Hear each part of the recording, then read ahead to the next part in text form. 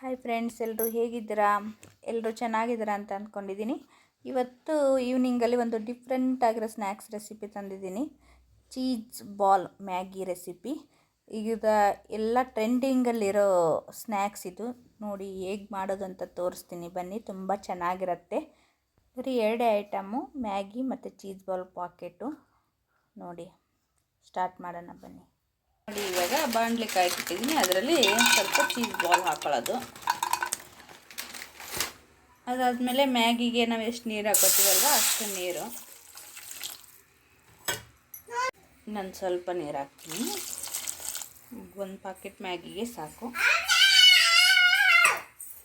ಇದೇ ನೀರಿಗೆ Maggi masala.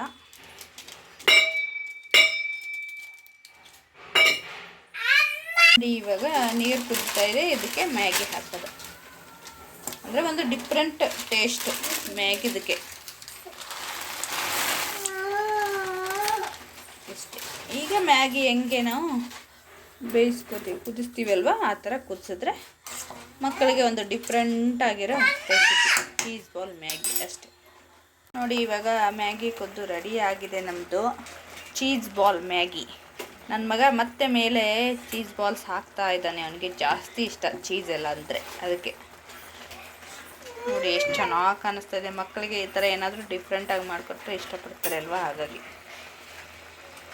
Last ತೋರಿಸ್ತೀನಿ ರೀ. ನೋಡಿ ಎಷ್ಟು ಚೆನ್ನಾಗಿ ಕಾಣಿಸ್ತಾ ಇದೆ. ನಮ್ಮ ಚೀಸ್ ಬಾಲ್ ಮ್ಯಾಗಿ ರೆಡಿ.